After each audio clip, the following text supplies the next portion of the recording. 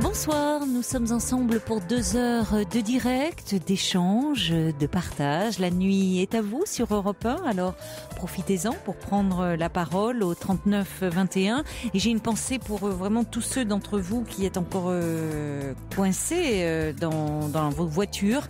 Nous sommes à vos côtés pour vous tenir compagnie et tenter de vous apporter un petit peu de chaleur. Vous pouvez nous appeler si vous le souhaitez, ça vous passera un petit peu le temps. Et puis également nous envoyer vos SMS au 7 39 21 en commençant vos messages par le mot nuit, ainsi que vos mails sur le site europe1.fr. Toute l'équipe est là, Jeanne et Paul qui sont à l'autre bout du fil au 39 21 pour vous accueillir, ainsi que Philippe Chartier qui réalise cette émission. La libre antenne de Caroline Dublanche, c'est du dimanche au jeudi de 23h à 1h sur Europe 1. Bonsoir Alain. Oh, bonsoir Caroline. Bonsoir. Quel plaisir de vous avoir. Ben, c'est un plaisir partagé. Mais oui, mais je vous suis depuis peu de temps en fait. Je vous ai découverte il y a très peu de temps. C'est vrai ? Et oui. De quelle façon ? Peu de temps.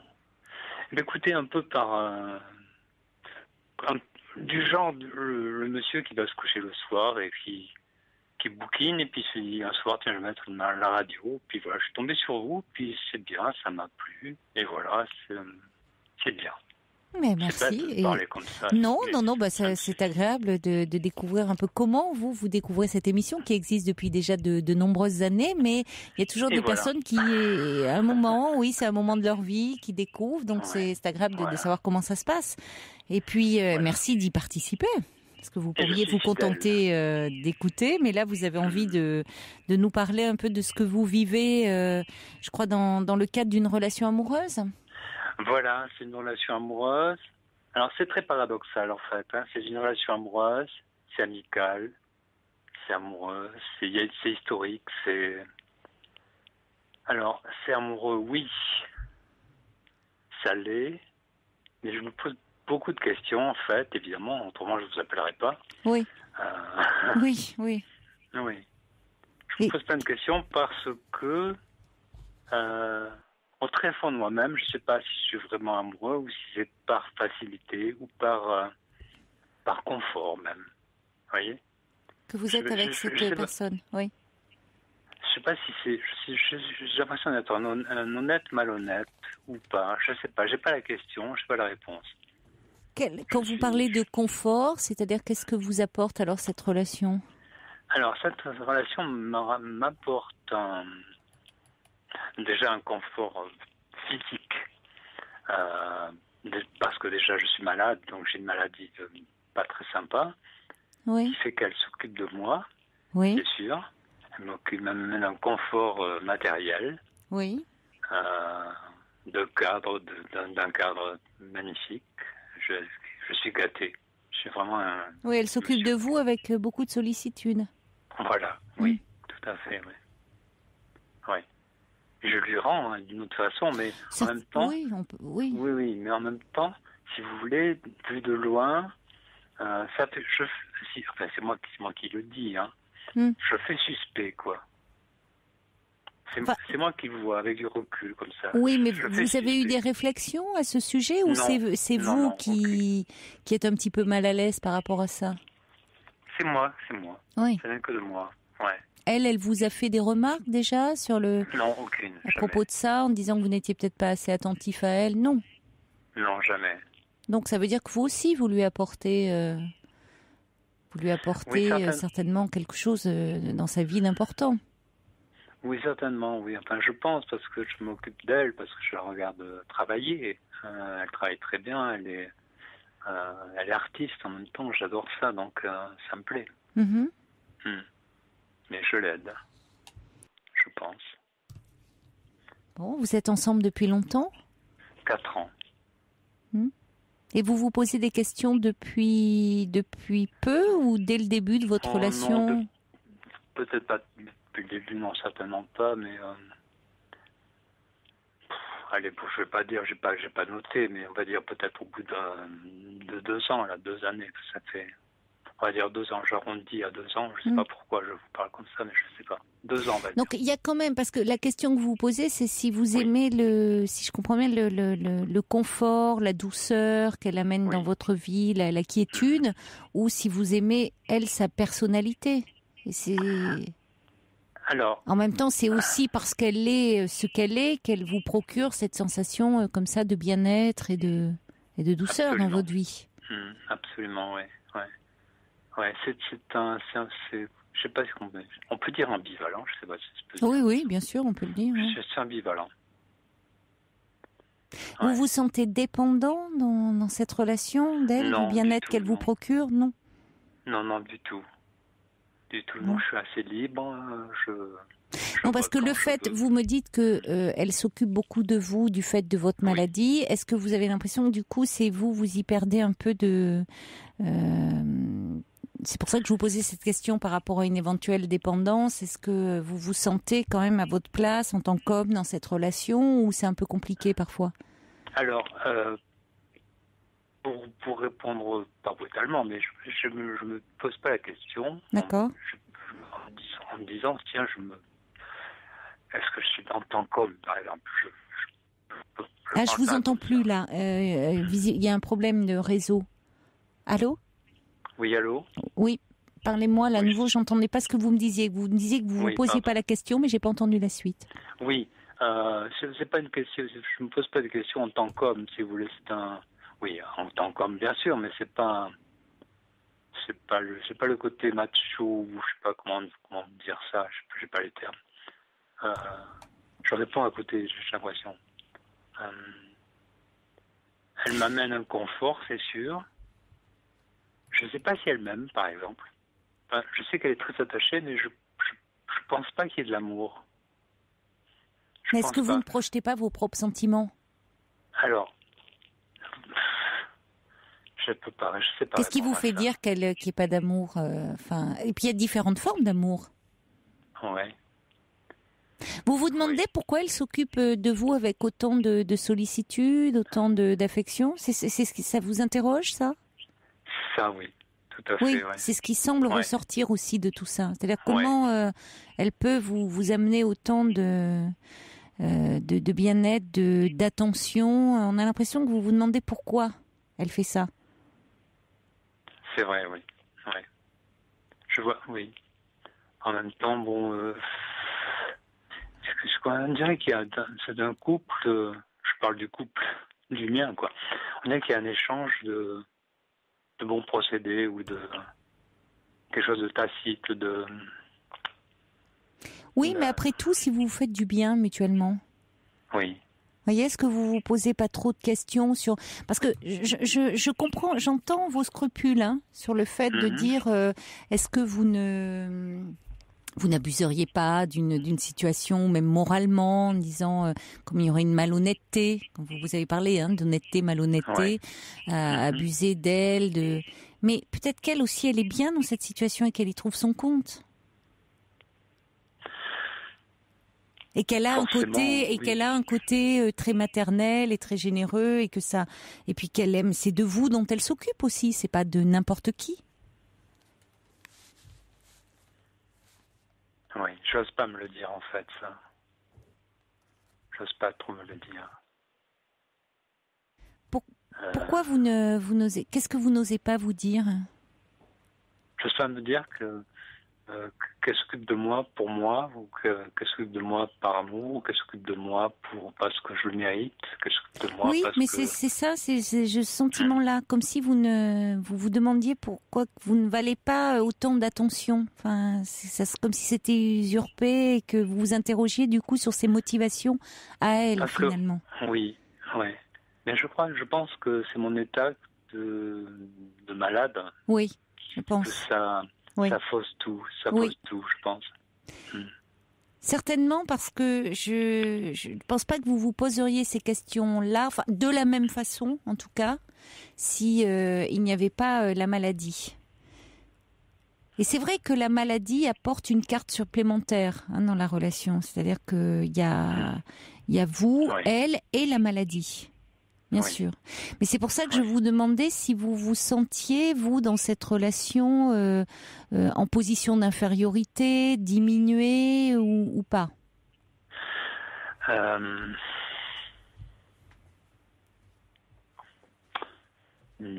Non, je savais pas. Je pourrais pas dire diminuer, par exemple. Je pourrais pas dire ça. Je suis pas diminué. Je suis diminué physiquement, mais je suis pas diminué parce que je peux lui répondre. Je parle. Il n'y a pas de. Il n'y a pas de bagarre intellectuelle ni. Oui, il n'y a pas de rapport de force. Vous ne sentez pas qu'elle prend le dessus sur vous ou... Non. Bon, c'est ce que je voulais dire un petit peu que j'affine en parlant de dépendance. Vous voyez, ce qui pourrait vous mettre mal à l'aise à juste titre. Oui. Mais il n'y a pas de rapport de ce genre-là entre vous. Non. Vous dites en plus c'est une parce que vous me dites c'est une artiste.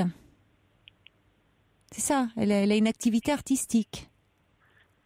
Parallèlement à son boulot, oui. Oui. Oui. Donc c'est quelqu'un, vous voyez, parce que ce qui pourrait, et j'entends là encore une fois les questions que vous vous posez, le fait de dire qu'est-ce qu'il y a derrière ce grand dévouement, à s'occuper de quelqu'un qui demande par certains côtés du fait de votre maladie une certaine prise en charge, mais on entend bien pas du tout moralement, intellectuellement, mais c'est de par ce que représente votre maladie. On pourrait dire oui, quelqu'un qui se dévoue comme ça, qui n'existe. Il y a des personnes qui n'existent qu'à travers le dévouement aux autres. C'est une forme de lien. Mais vous, chez cette femme, enfin, elle a un métier, elle a une activité artistique à côté. Enfin, elle a d'autres moyens de s'épanouir que celui-là, d'après ce que vous me dites d'elle. Ah oui, ça c'est sûr, oui. Vous voyez, elle n'existe pas qu'à travers quelqu'un dont elle s'occupe et qui dépendrait d'elle. Non. Ou là, ça serait un peu suspect, pour reprendre votre expression. Oui, suspect, oui. Mais pour vous, je trouve, c'est-à-dire que ça serait dans le cadre d'une relation en plus où il y a un lien d'amitié amoureuse, on va dire. Vous voyez, parce que si c'est quelqu'un qui le fait dans le cadre d'une activité, dans le cadre mais là je comprendrais, oui, et ça serait que ça vous mette mal à l'aise si c'était le cas.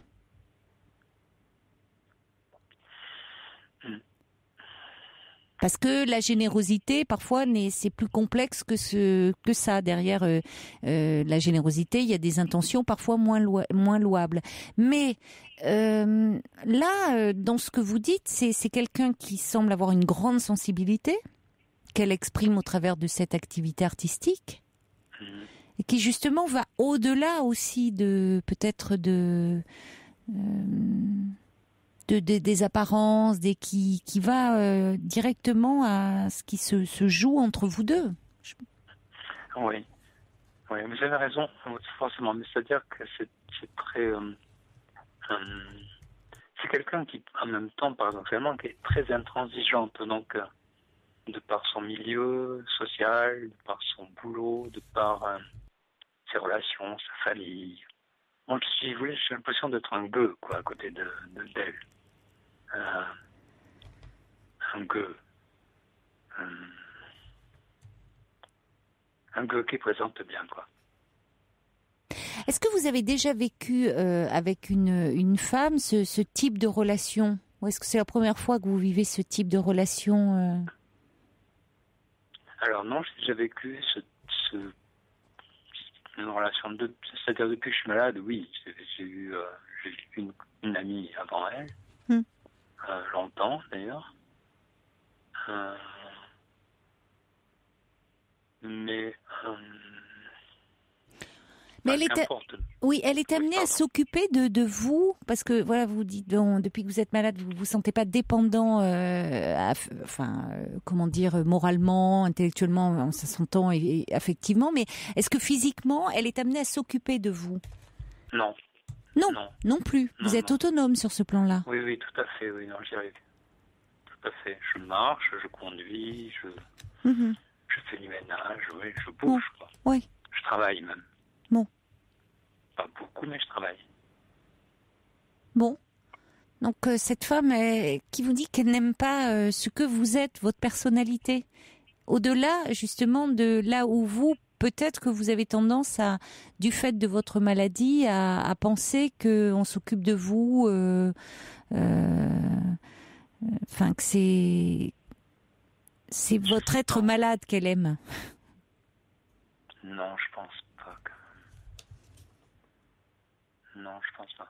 Mais vous êtes toujours beaucoup posé de questions comme ça, même avant votre maladie, dans les relations que vous aviez ou pas? Non, objectivement, non. Je crois que ma maladie m'a aggravé mon cas. Non, je pense pas. J'ai jamais été très sûr de moi. Mais là, non, c'est depuis que je suis malade, je pense. Comment vous la vivez, vous, votre maladie? Pardon? Comment vous vivez votre maladie, vous? Forcément pas bien, mais comme quelqu'un va dire, tu vas mourir un jour, mais je sais pas, c'est pas aujourd'hui. C'est une maladie où il y a un pronostic vital, il y a un risque vital? Je vais en mourir forcément, oui, mais je sais pas quand. Je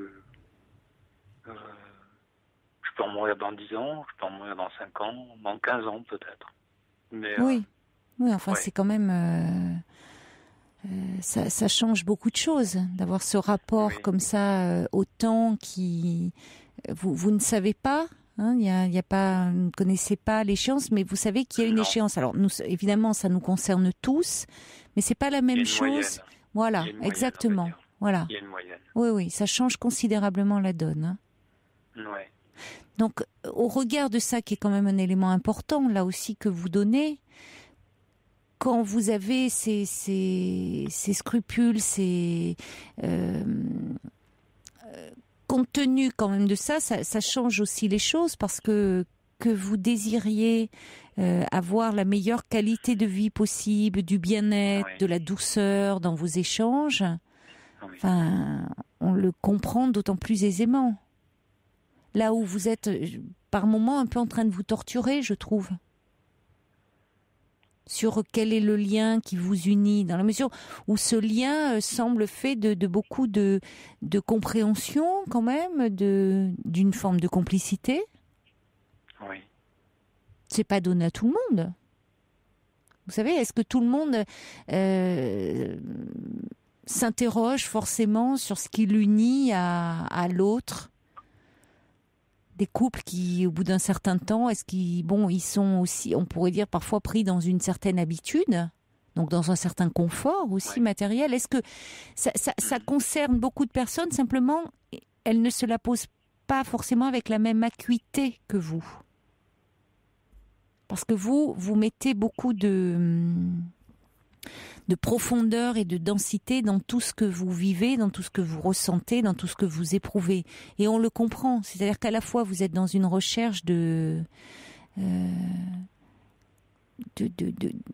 qualité, d'excellence presque. Et forcément, quand on sait que la vie, on doit la vivre presque en accéléré. Mais il ne faudrait pas que ça vous tourmente à ce point. Ça me tourmente un peu, oui. Effectivement. Parce que vous voyez, je reçois un message de Guy qui dit et ça ne vous vient pas l'idée que cette dame vous aime, vous, tout simplement? Je ne sais pas répondre à ça.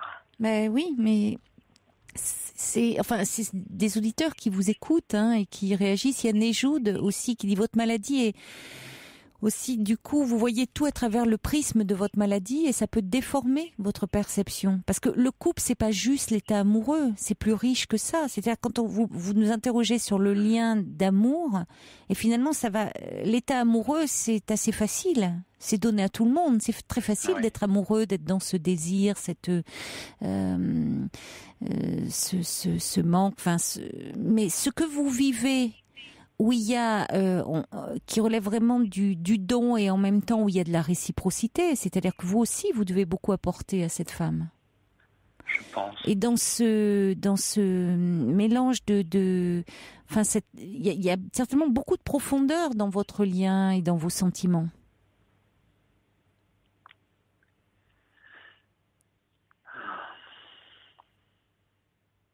Donc, si vous voulez, je crois que bien sûr que la maladie apporte encore quelque chose de différent déjà dans votre rapport, vous, la maladie, votre rapport au temps.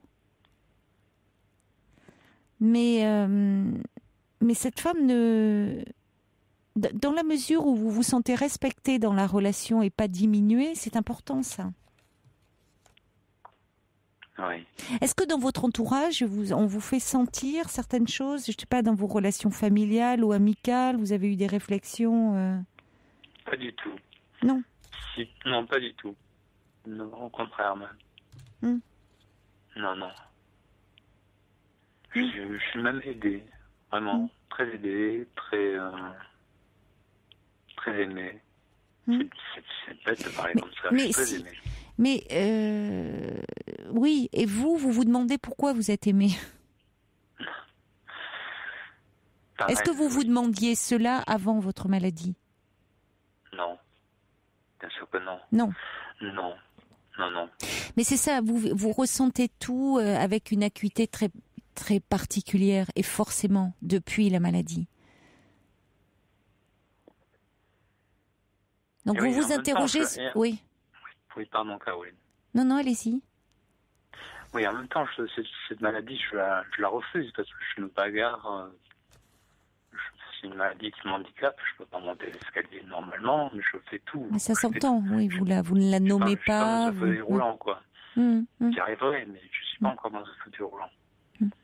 Donc, j'ai un côté un peu niaqueur. Je me bagarre, quoi. Oui. Oui. En même temps, c'est important. C'est-à-dire que vous n'êtes pas dans la résignation. Non, pas du tout, non. Mais que vous mettiez de l'énergie, de la niaque, pour reprendre votre expression, dans cette lutte, oui, mais peut-être pas dans tout. C'est-à-dire que vous avez besoin de moments d'apaisement et d'accepter un peu peut-être de lâcher prise sur certains aspects, et notamment sur cet aspect-là de votre relation. Peu importe comment vous la qualifiez. Mettre des mots dessus. L'important, c'est ce que vous vivez, c'est l'intensité de ce que vous vivez. Après, vous savez, qu'est-ce qu'on met derrière le mot amour? On pourrait tous s'interroger là-dessus, sur la qualité de ce lien-là, où parfois on dit aimer alors que on est peut-être attaché ou dépendant, ou on peut mettre beaucoup de choses derrière cette réalité-là. C'est vrai. Oui. Mais ce qui compte, c'est quand même ce que vous ressentez, ce que vous éprouvez, et cette quiétude, c'est très important de pouvoir aussi être vous-même, en vous montrant, en étant par certains côtés, et nous le sommes tous, fragiles et vulnérables, et en étant acceptés comme ça par l'autre. Et j'irais même plus loin, aimés comme ça. Donc ça, c'est un peu le propre de tout un chacun, si ce n'est que vous le vivez plus intensément. Il y a un très beau livre d'Alexandre Jolien que je vous recommanderais, qui s'appelle Petit traité de l'abandon, qui lui est né avec une infirmité moteur cérébrale, et qui est un philosophe, et que je ne connais pas. Et c'est une personne merveilleuse, d'une Petit traité de l'abandon. Petit traité de l'abandon, Alexandre Jolien. D'accord. C'est une très belle personne qui, justement, lui, son corps ne répond pas, évidemment, du fait de cette infirmité. Dû à la naissance, il est né avec le cordon ombilical autour du cou. Et c'est quelqu'un qui a une réflexion extrêmement profonde, extrêmement sur la vie, sur les autres, sur tout ce que cette sensibilité qu'il a si particulière dans sa façon d'apprendre le monde et sa joie de vivre aussi, paradoxalement, malgré la douleur, malgré la souffrance, parce qu'elle est là. Mais il y a chez lui une profonde joie de vivre, joie d'être en vie. Ouais. Et de goûter la qualité de la vie, les moments comme ça de l'existence. Donc, si vous voulez, peut-être que ça vous ferait du bien d'oser lâcher un peu et de prendre cette relation comme elle est. Parce que dans ce que vous dites, vous n'êtes pas... cette femme aussi, si elle est à vos côtés, comme le dit First Lisa, c'est parce qu'elle vous aime, telle que vous êtes, tout simplement. Et que c'est peut-être ça qu'il faudrait commencer à entendre et à accepter. J'aimerais que ce soit vrai, tout ça. C'est bien. Je vous écoute, j'en perds pas, là. Je suis accroché à... Mais c'est vous qui en doutez, c'est-à-dire que vous êtes entouré de beaucoup d'amour, de beaucoup de... Bon, il n'y a pas de hasard non plus, Alain. Vous voyez, c'est que vous aussi, les gens certainement goûtent, savourent votre présence. Il n'y a pas de hasard. Mais non, non. Vous êtes bien entouré. Vous avez su vous entourer aussi. Vous avez cette force-là. Cette chance. Oui, cette chance, mais vous y avez contribué. Aussi. Il y a Anne qui dit, n'est-ce pas difficile quand on refuse la maladie de voir les autres l'accepter? Peut-être a-t-on envie de se rebeller à certains moments. Oui, certainement. Vous parliez d'ambivalence, il peut y avoir bien sûr des sentiments très contradictoires. Et de ne pas se résigner à être vous. Mais vous n'êtes pas vous ne vous résumez pas à votre maladie, même si elle est envahissante, et même si vous craignez qu'elle le devienne davantage. Ah non, je ne suis pas comme ma maladie. Certainement pas. Parce que... Et à mon avis, cette femme n'est pas avec... Pour moi tout seul, oui. Moi tout seul, c'est envahissant. C'est sûr que la vie avec... tout à l'heure, je vais me lever. Je me leverai difficilement. Donc, il n'y a pas une seconde, je n'y pense pas, si vous voulez. Oui, parce qu'elle se rappelle à vous. Vous en parlez avec cette femme? Non. Parce qu'elle non. Ou alors sur des détails, quoi. Mais oui. Non.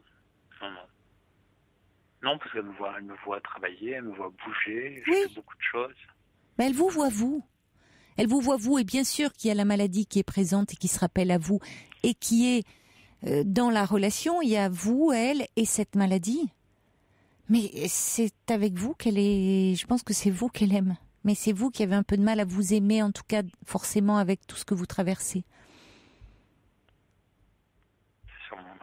Il y a Farah qui dit « Notre ami semble ne pas se sentir digne d'être aimé. Or, ses mots, son être, sa façon de parler respire le talent de l'amour. Qu'il ait confiance en lui, il redécouvrira cette relation, il la regardera sous un œil différent. Je l'embrasse fraternellement, dit Farah. » Merci, c'est gentil, super.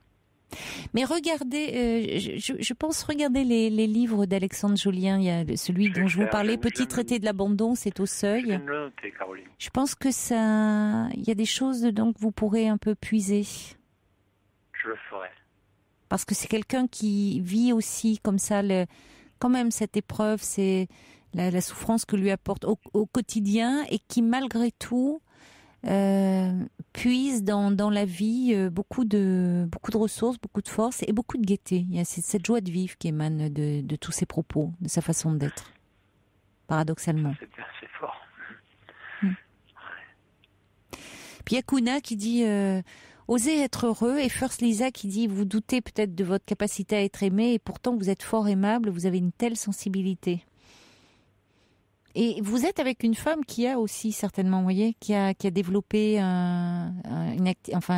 qui est une artiste, Et vous vous rejoignez, je pense, là-dessus, à des niveaux différents. Donc, je pense qu'il faut davantage vous faire confiance et cette relation, vivez-la, éprouvez-la, plutôt que de l'intellectualiser. L'éprouver. Oui. C'est-à-dire... Ben, vous l'éprouvez, vous la ressentez, voilà, c'est des moments que vous partagez avec elle, plutôt que d'intellectualiser de quoi est fait ce lien, quel amour nous unit. C'est aussi dans ce qui se passe entre vous qui est important, ce qui se joue entre vous, ce que vous éprouvez, ce que vous ressentez. Il y a quelque chose avant d'intellectualiser, c'est de le ressentir. Vous avez raison, c'est quelque chose que je ne fais pas en fait. Mais pourtant, il faut repartir, c'est ça, on peut essayer de lâcher prise là-dessus, c'est essayer dans quelque chose, quand on vient au monde, on n'est que dans le ressenti, que dans l'éprouvé, que dans les émotions. Et après, on perd ça parce que souvent on intellectualise trop. C'est pas, il y a les deux qui s'articulent évidemment, mais notre pensée, elle se construit à partir de nos émotions, à partir de ce qu'on ressent.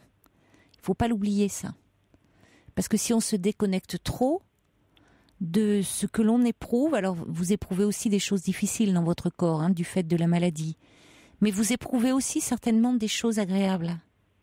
Et essayez de les ressentir profondément. Il y a Roxane qui dit, est-ce que vous avez peur de vous sentir diminuer un jour face à elle si votre maladie devait s'aggraver? Est-ce que vous en parlez ensemble? Roxane qui dit, il faudrait accepter qu'elle vous aime. Roxane a raison. Et puis il y a Barbara qui dit un autre très beau livre d'Alexandre Jolien qui est magnifique, effectivement, qui s'appelle Le philosophe nu. Philosophe nu? Oui. Oui, mais il est philosophe, Alexandre Jolien. C'est sa formation. Voilà, merci beaucoup de nous avoir appelés et puis essayer de voir peut-être dans ces lectures et puis dans ce que vous vivez, vous tourmentez un petit peu moins sur ce sujet-là. Merci Caroline. Là, je vais partir dans ma nuit avec le sourire. Merci. Je vous embrasse. J'embrasse tous vos auditeurs aussi. Au revoir Alain. Au revoir. Au revoir Caroline. Europe 1. Au revoir.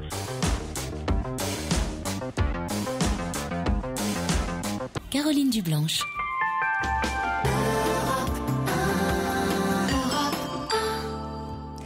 Il y a un très beau livre aussi d'Alexandre Jolien qui s'appelle Le métier d'homme. Voilà, il a écrit comme ça beaucoup de livres et Le métier d'homme est très beau.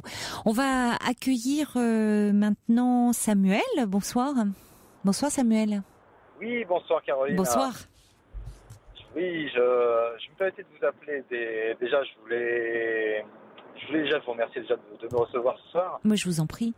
Et déjà, je voulais aussi vous dire que j'avais beaucoup d'admiration pour vous, pour tout ce que vous faites, parce que c'est pas évident pendant 2 heures de pouvoir supporter effectivement tout ce qu'on a parfois sur le cœur à vous donner, qui est pas toujours évident à prendre. Et ouais, j'ai beaucoup d'admiration pour vous. Oui, mais j'apprends beaucoup aussi, vous savez, à travers tous ces témoignages, et je trouve que je suis toujours très touchée par la sincérité avec laquelle les auditeurs me parlent d'eux, souvent avec difficulté au début, et puis au fur et à mesure, on sent que ça se dénoue un peu. Donc, ne croyez pas, c'est un partage. Quand je dis 2 heures de direct, 2 heures de partage, je le ressens aussi comme tel. C'est-à-dire que heureusement que j'apprends encore des témoignages, parce que des personnes qui m'appellent. Enfin, sinon, vous voyez, je le ferais pas. Sinon, je deviendrais un automate. Donc non. J'imagine, et j'imagine aussi que ça doit être aussi très très éprouvant pour vous. Ça dépend. Vous êtes. Ah, Fifi me dit, j'ai pas entendu du coup là vraiment, mais il me dit il faut qu'il s'arrête. Vous êtes sur la route là? Oui, je vais m'arrêter. C'était juste le temps là d'arriver sur l'autoroute parce que je venais de passer 1 heure de repos. Au moment où on a essayé de m'appeler. Voilà, arrêtez-vous le plus vite possible parce que c'est pas prudent quand même. Je vais pouvoir le faire. Et surtout, j'espère qu'il n'y a pas de neige là où vous êtes. Non, du tout. Moi, je suis pas dans le secteur où on est enneigé. Bon, d'accord. Vous m'auriez répondu, si, il y a de la neige et du verglas. Tout va bien. Je vous aurais dit, bon, on va repasser un disque, on va accueillir quelqu'un d'autre parce que je veux pas que vous ayez des soucis. Bon. Il y a peu de monde, donc dès que vous voyez un peu un arrêt, vous vous arrêtez, Samuel, d'accord? C'est ce que j'ai prévu de faire. Bon. D'ici maximum 2 minutes, je serai arrêté. Très bien. Alors vous avez vécu une histoire d'amour il y a une dizaine d'années. C'est bien ça. Et aujourd'hui, cette personne réapparaît dans votre vie? Alors oui, je vais vous expliquer peut-être parce que ça va être important effectivement pour vous, parce que j'ai besoin peut-être de vos conseils et de vos lumières. Je suis quelqu'un qui a déjà grandi très vite et trop vite de par ma vie familiale qui n'a pas été évidente. J'ai été élevé par ma mère qui a un rapport avec l'amour qui a été très très difficile, puisque le père de mon frère, avec qui elle était très amoureuse, s'est suicidé suite en fait parce que les parents du père de mon frère n'acceptaient pas la relation qu'il entretenait avec ma mère et ne le supportant pas, il s'est suicidé. Donc ça, c'était je dirais un des premiers points sur lequel ça a été difficile pour ma mère. Et ensuite, elle a rencontré, donc elle a eu d'autres histoires qui se sont également très très mal passées, avec des histoires, dont une histoire d'amour qu'elle a eue avec une personne yougoslave, pareil, qui a eu un accident mortel sur un échafaudage. Et ensuite mon père également qu'elle a rencontré, qui lui avait également demandé le mariage, et au moment de se marier en fait a tout simplement quitté ma mère suite aussi à différentes je dirais trompes. Oui, il avait trompé ma mère à plusieurs reprises, et donc du coup ma mère a un rapport avec l'amour qui est aussi très difficile et très délicat. Et au moment de ma naissance, juste avant la séparation avec mon père, du coup, une très grosse dépression. Et comme on dit, le premier rapport qu'on a avec l'amour, c'est celui qu'on entretient avec sa mère, c'est celui aussi qui va influer sur les relations qu'on va pouvoir avoir avec l'amour un peu plus tard dans notre vie. Et c'est vrai que du coup, moi, mes premiers rapports avec l'amour, qui est normalement les premiers rapports avec sa mère, ont été très très difficiles, et je me suis senti aussi là-dessus très rejeté, donc j'ai tout de suite construit une carapace autour de ça. Et j'ai eu rejetée parce qu'elle était en dépression, c'est-à-dire au moment de votre naissance.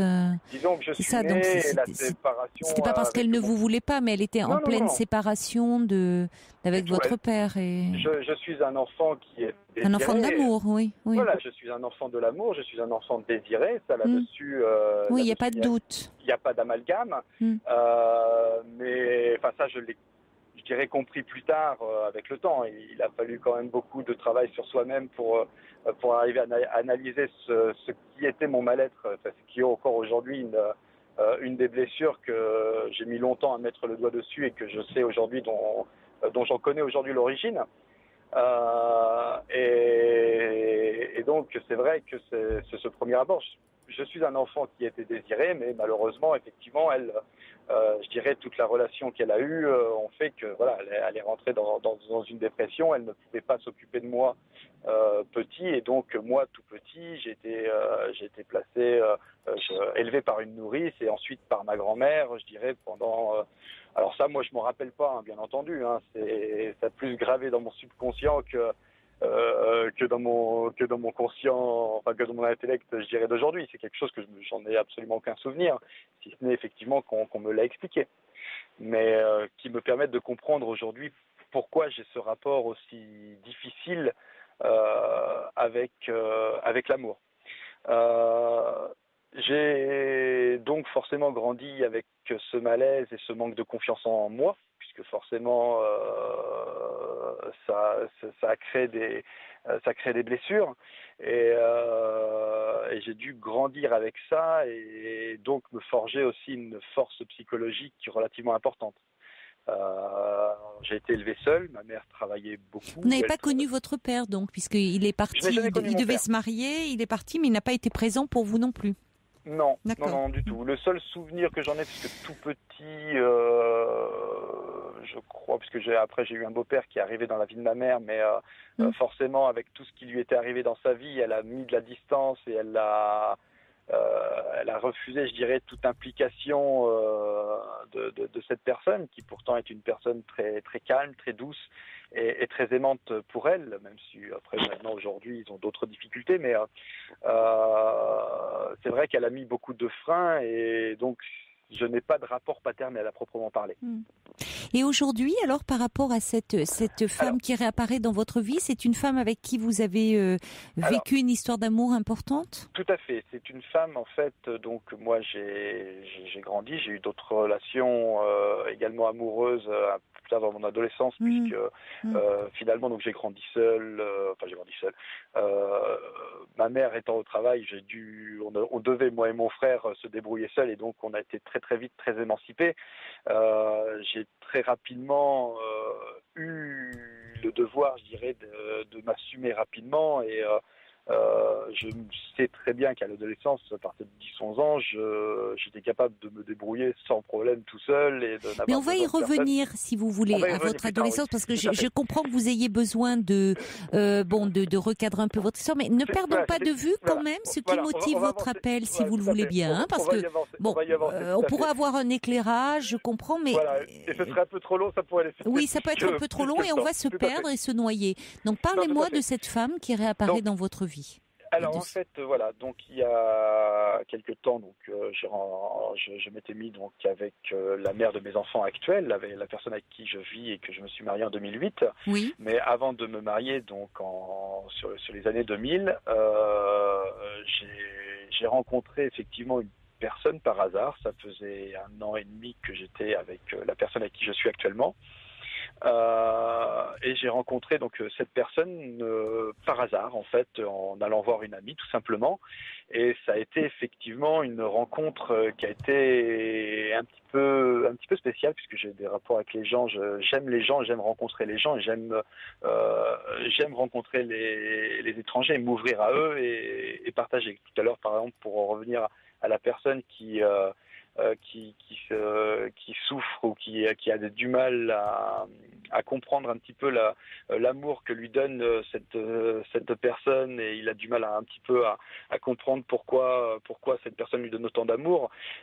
Moi, je fais partie de ces gens qui ont justement cette générosité en amour.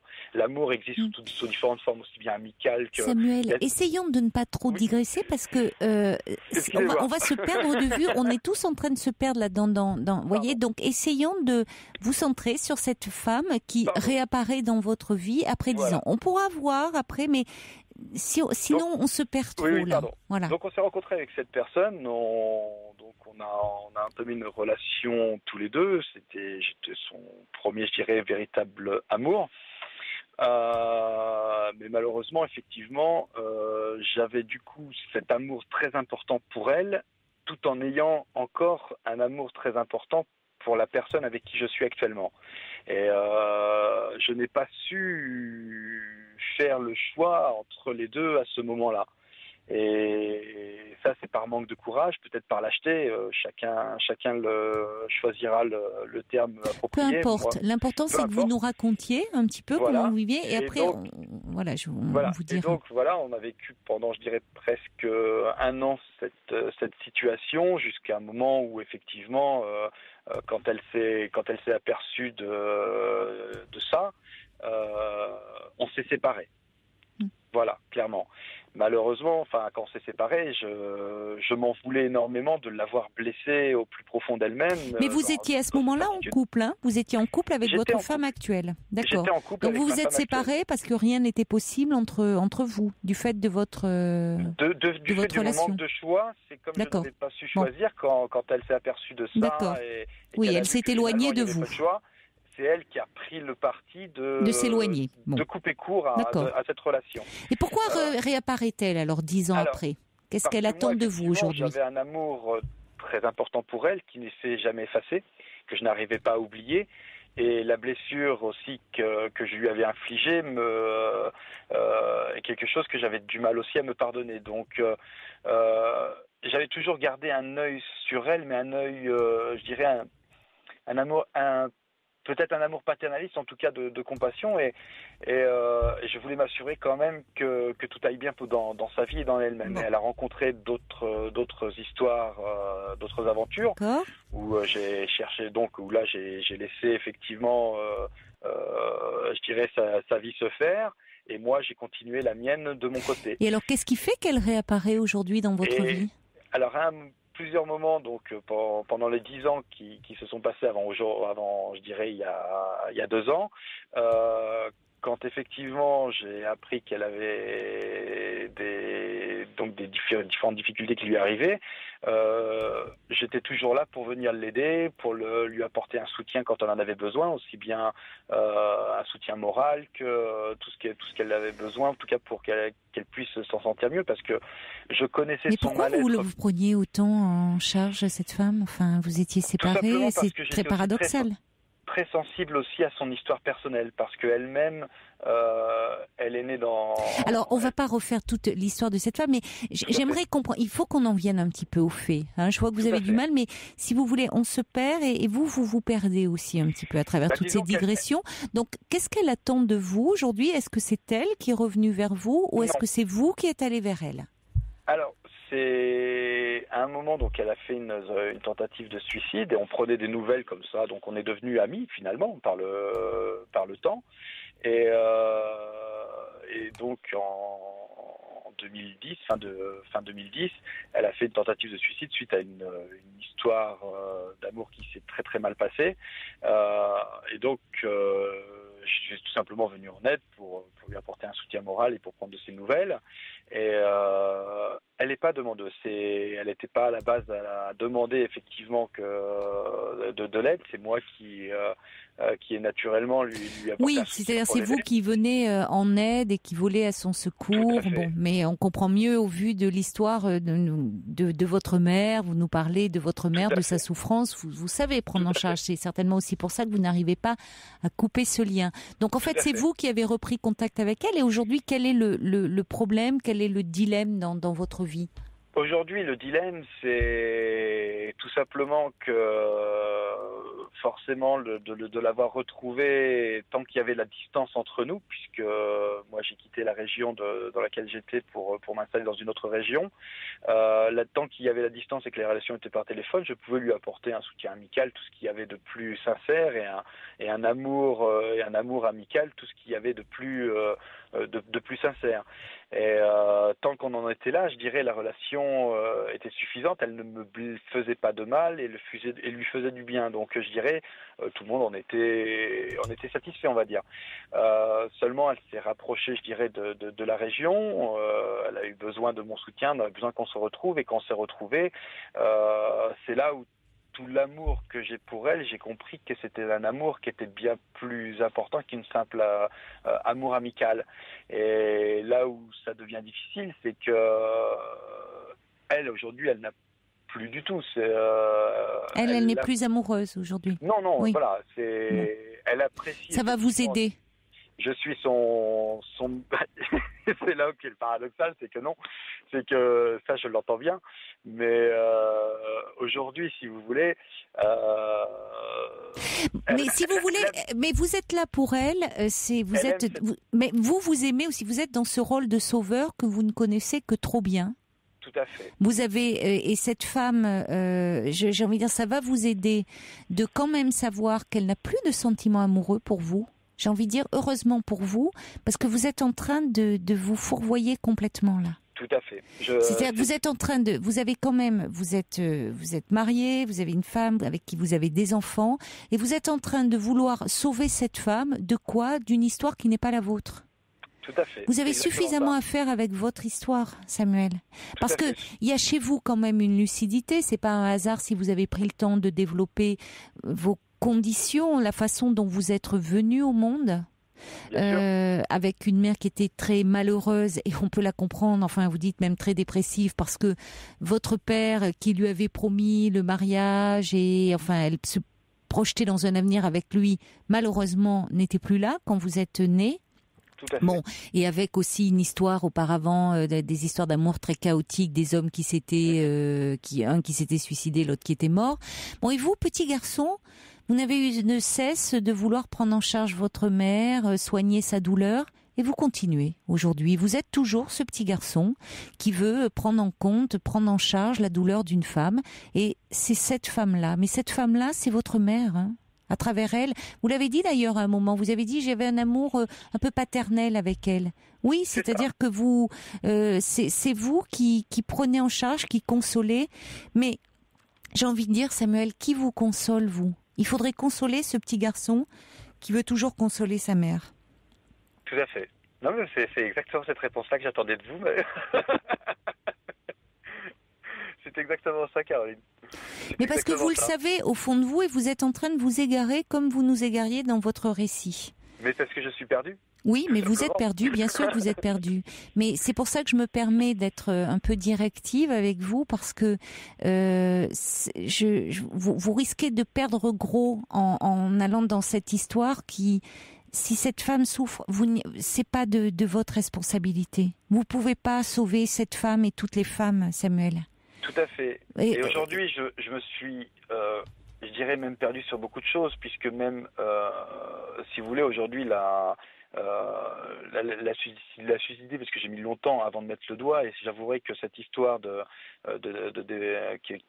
cette femme qui est rentrée dans ma vie et que j'ai voulu effectivement oui, vous l'avez fait rentrer, oui. Voilà, m'a permis également de mettre le doigt sur ce qui me faisait mal. J'ai mis longtemps avant d'arriver à le mettre le doigt dessus. Et ça aura au moins cette utilité-là. Et ça a eu cette utilité-là. Bon. Donc il faut consoler maintenant ce petit garçon qui s'est toujours demandé pourquoi sa maman allait mal et qui certainement a beaucoup culpabilisé et qui maintenant prend en charge cette femme qui est vous cristallisez sur elle, mais en fait c'est votre histoire. Il faut vous recentrer sur votre histoire à vous et vous serez moins perdu et vous recentrer du coup sur ce que vous avez su créer malgré tout, et ça montre quand même toutes les ressources que vous avez en vous, parce que vous avez su créer un couple, une famille, et vous êtes à la fois un mari et un père.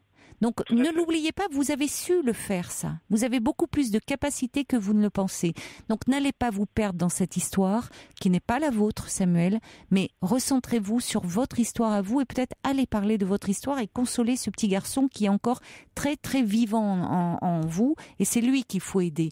Bon courage, Samuel, et bonne route. Au revoir.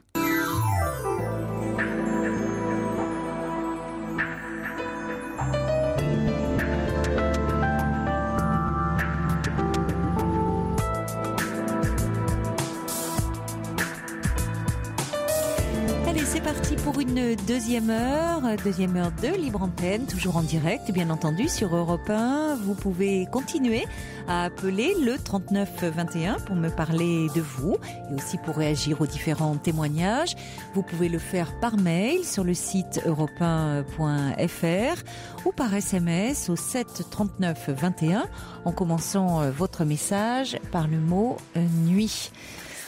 On accueille maintenant Jacques. Bonsoir Jacques. Bonsoir Caroline. Et merci de votre patience. Je vous en prie. Alors vous voulez nous parler de psychothérapie? Oui, enfin c'est un bien grand mot, mais je ne vais pas vous raconter tout mon parcours parce que c'est un peu compliqué. Je vais prendre un exemple simplement. Oui. On va situer l'événement fin 2003 où j'ai vécu quelque chose de terrible parce que une petite fille à naître et malheureusement, on n'a vécu que quelques heures. Et j'ai trouvé cette injustice tout à fait injuste pour votre petite fille. Ouais. Et j'avais déjà des petits-enfants, mais là, ça m'a beaucoup touché. Oui. Et quelques semaines après, et c'est pas la première fois que ça m'arrivait, j'ai glissé le long, j'ai glissé, je ne dormais plus, j'étais énervé, je suis allé voir mon médecin traitant qui m'a donné un traitement, ça n'allait pas et ça a fini à l'hôpital. Et à l'hôpital, j'ai rencontré une psychologue qui m'a conseillé de voir quelqu'un. Et à l'époque, je disais que moi, je trouvais ça inutile, que je préférais les médicaments, etc. Donc j'ai parlé longuement avec cette dame qui a pris un rendez-vous pour moi avec une psychiatre, une dame. Je voulais parler à une dame. Oui. Et depuis 2004, à raison au début d'une séance chaque semaine, après toutes les 2 semaines. Disons qu'on s'est vu une centaine de fois en 8 ans à peu près. Oui.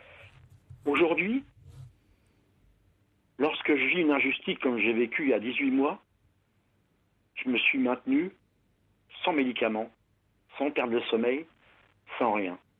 Lors de ces séances avec la psychiatre, elle parlait très peu.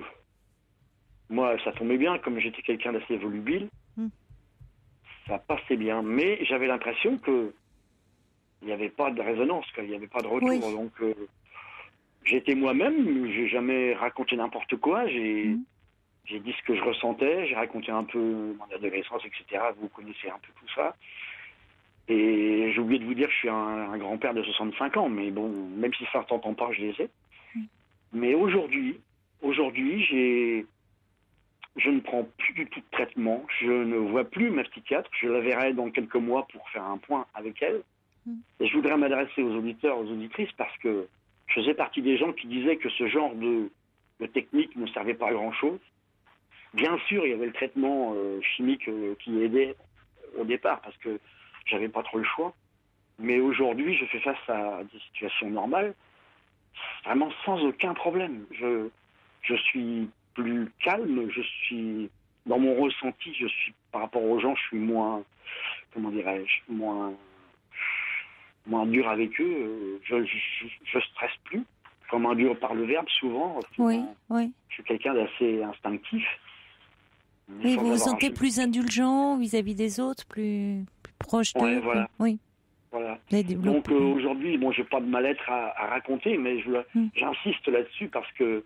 Non, vous n'avez pas de mal-être à raconter parce que vous allez beaucoup mieux. Vous aviez en vous un mal-être, des blessures et la mort de cette petite fille, cette injustice terrible que vous dites que vous avez vécue. Je pense tout le temps à ça. Puis mais a réveillé aussi quelque chose en vous de très profond, certainement, outre la douleur, évidemment. Exactement. Mais... Il s'est passé un deuxième événement au début de l'année dernière. C'est que ma maman a disparu et j'avais des rapports très conflictuels avec maman.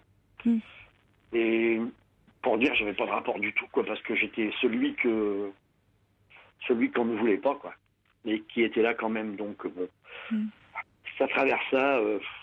Et je vais vous dire une chose, quand j'aurai fini d'écrire ce que je suis en train d'écrire, je le fais pour moi et puis pour quelques amis. J'essaierai de le faire imprimer, je vous en enverrai un exemplaire. Comme ça évitera de monopoliser l'antenne. Avec plaisir. Parce que je me sens capable maintenant d'écrire des choses, de dire des choses. Et maintenant que ma maman a disparu, j'ai plus de raison de ne pas le faire. Mais ce qui ne veut pas dire que je vais quand même être sévère avec ma mère. Je pense que je vais être sévère avec elle, mais je vais être juste dans ma sévérité. Oui, vous exprimez votre ressenti, mais vous vous sentez plus libre de le faire maintenant qu'elle n'est plus là. Vous la protégiez quand même de son vivant, ce qui arrive souvent d'ailleurs. Oui, c'est ça. Mais vous avez pu en parler certainement dans l'espace de la thérapie. Il y a même eu des séances où j'étais un peu énervé, où j'étais limite. Oui, mais c'est ce qu'il y a de bien, c'est que dans une thérapie, on peut tout dire. Il ne s'agit pas de se censurer, y compris parfois des choses très agressives à l'égard de ses parents, voire même violentes. Ça reste dans les mots. Et c'est comme cela aussi, un thérapeute, si vous voulez, un bon thérapeute permet qu'au fil du temps, quand la colère, quand l'agressivité, la violence, les blessures se sont exprimées, permet qu'à un moment cette relation-là s'apaise aussi, parce que l'important c'est d'arriver à trouver une forme d'apaisement, quel que soit son vécu, quelle que soit son histoire, quels que soient les parents que l'on a eus, qui ont fait ce qu'ils ont pu avec leurs propres failles. Mais c'est important que cette colère, cette agressivité s'exprime. C'est vrai. Et puis il y a tout ce qui ne se dit pas aussi qui est important et qui quand même se joue parce que c'est une rencontre d'inconscient à inconscient avec un autre être humain et c'est très important et je trouve qu'on l'entendait particulièrement, je ne sais pas si vous avez entendu Alain ce soir qui était le premier auditeur qui nous parlait de sa relation avec cette femme, il y avait tout ce qu'il disait mais je trouve qu'il y avait surtout ce qu'il ne disait pas qui était important. Oui, c'est vrai. Et dans une thérapie, ça c'est quelque chose que l'on ressent très fort, qu'on soit du côté du patient ou du côté du thérapeute. Et une des dernières fois que j'ai vu ma thérapeute, elle m'a proposé un produit dont je ne citerai pas le nom, mais que vous connaissez sûrement, qui est un régulateur d'humeur. Oui. Donc je me suis renseigné, j'ai fait une prise de sang, j'ai commencé à prendre ce truc. Ma femme m'a dit, oh là, mais c'est pas toi. Ça va pas ton truc là. Ah bon? Donc j'ai arrêté. Je lui ai dit que j'arrêtais, elle m'a dit je peux pas vous obliger de continuer. Et ça, j'ai bien fait d'arrêter, quoi, parce que ça me plaisait pas du tout. Je sais pas, j'étais trop docile, trop. Oui, vous vous reconnaissiez plus. Peut-être que vous n'aviez pas le bon dosage. Il faut trouver parfois celui qui vous correspond, parce que le but c'est pas que vous soyez complètement abattu, enfin sans réaction, c'est pas ça du tout. Mais c'est justement éviter que votre humeur ressemble à des montagnes russes, c'est différent. Mais bon. Ce qui m'effrayait il y a quelques années, c'est si vous allez bien sans. Je me laissais vraiment aller, quoi. Mais ça, jusqu'à me faire du mal, quoi. C'est vraiment. Mais oui, mais cette petite fille, finalement, même si elle a vécu quelques heures, elle a une très grande importance dans votre vie parce qu'elle a réveillé aussi le petit enfant qui était là et puis qui demandait à s'exprimer. J'ai pas voulu la voir, j'ai pas voulu voir sa photo. J'ai bien fait, je pense, parce que. Elle reste présente de toute façon. C'est vrai que c'est compliqué, mais elle reste présente parce que même s'il y a un enfant qui vit quelques heures et fait partie d'une histoire quand même, et surtout pour ses parents, Ce qui m'a fait du bien aussi, c'est de vous écouter, pas tous les jours, mais très très souvent, je vous écoutais, même quand j'allais pas bien. Et à travers certaines interventions d'auditeurs ou d'auditrices, je me reconnaissais un peu et ça me permettait de réfléchir un peu aussi. Mais c'est ce que j'aime dans cette émission, c'est-à-dire qu'à travers comme ça les échanges que l'on peut avoir, le fait que les personnes se confient avec beaucoup de sincérité sur leur vie, on va se retrouver, on peut se retrouver à un moment ou à un autre dans ces trajectoires comme ça personnelles et apprendre aussi à travers eux. C'est ce que je disais à Samuel. Hein. Bon, maintenant aujourd'hui, donc vous allez bien et pourtant vous faisiez partie de ces personnes nombreuses qui disent la thérapie certainement pas pour moi. Exactement. Mais il y a plein de gens qui pensent ça. Et c'est pour ça que j'ai absolument voulu le dire, parce que ce que je ressens maintenant, c'est vraiment inespéré, quoi. C'est vraiment, vraiment même dans le comportement, ça m'a fait un bien formidable, quoi. Mais merci de l'avoir partagé. Comment ? Non, c'est pas spectaculaire, vous avez raison. C'est pas qu'il faut pas attendre quelque chose de miraculeux et de tout d'un coup. C'est quelque chose qui se fait parfois de façon insidieuse et un jour, on va bien à nouveau. On arrête de se dénigrer, on arrête Alors on tombe pas dans l'autosatisfaction non plus, hein, sinon c'est qu'il y aura un problème. Mais on arrête en tout cas de se dénigrer, de se sentir nul, puis d'avoir parfois un peu ce poids comme ça sur le cœur. On se sent plus léger. C'est ça. On commence à se sentir plus léger. C'est important. Je ne me serais jamais cru me sentir léger autant ce soir en vous parlant, parce que j'avais le trac quand même. Oui, mais par rapport à ce que vous avez traversé, c'est rien. Ouais, c'est vrai. C'est rien, ça. Répéter encore une fois aux auditeurs que faut s'accrocher, il faut croire au système et il faut vraiment s'investir, parce que c'est important. Merci beaucoup pour ce témoignage. Et alors, belle et longue vie à vous, Jacques, Merci. Maintenant. Au revoir. Merci beaucoup, Caroline. Au revoir, Jacques. Pour intervenir dans l'émission, appelez le 39 21 34 centimes la minute. Caroline Dublanche sur Europe 1.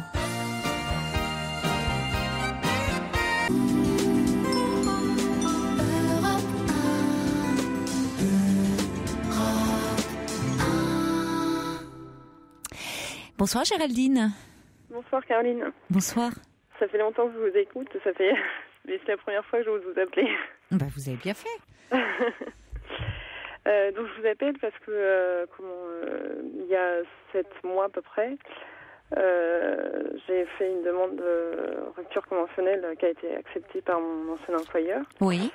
Parce que je voulais réaliser un rêve qui était pour moi, qui datait de quelques années. Parce que je voulais changer de région et repartir à zéro, mais ailleurs, quoi. Et vous aviez l'idée d'une région précise ? Oui, parce que j'avais découvert une ville où je me plais beaucoup, que j'aime beaucoup et où je me sens beaucoup mieux que dans ma ville natale. D'accord. C'est où ? Vous voulez pas le dire ou ? Si, je peux le dire. Oui. Je rêvais d'habiter à Lille, en fait. À Lille, d'accord. Ouais. Et ça fait 4 ans que c'est latent. Oui. Et donc dans le coup, j'ai mis mon appartement en vente. J'ai fait une formation d'anglais pour pouvoir avoir un poste davantage axé sur l'international. Et j'avais fait une VAE pour préparer un BTS assistant de direction. Et ce qui semblait devenir être un rêve pour moi, en fait, c'est progressivement progressivement devenir un cauchemar. Ah bon, pourquoi ? Parce qu'en fait, j'ai raté la VAE pour obtenir le BTS d'assistant de direction. Et puis, dans le coup, au fur et à mesure, le fait de ne pas trouver de travail à Lille, je me suis réorientée pour faire une autre VAE. Alors, validation d'expérience des acquis, hein, c'est ça ? Oui, c'est ça. Voilà. C'est ça. Et là, dans le coup, je viens d'apprendre que j'en ai de nouveau pour 1 an. Donc, dans le coup, Mais un an, pourquoi ? 1 an pour repasser la validation des acquis. Et donc, dans le coup, je me retrouve à rester de nouveau 1 an à Nantes. Et puis, dans le coup, mon projet tombe à l'eau, quoi, j'ai l'impression. Attendez, votre projet, c'est d'aller à Lille. Mais Lille, parce que vous voulez exercer... Donc, vous avez envie de vivre dans cette ville. Oui. Vous y avez des contacts, vous y avez des connaissances ou...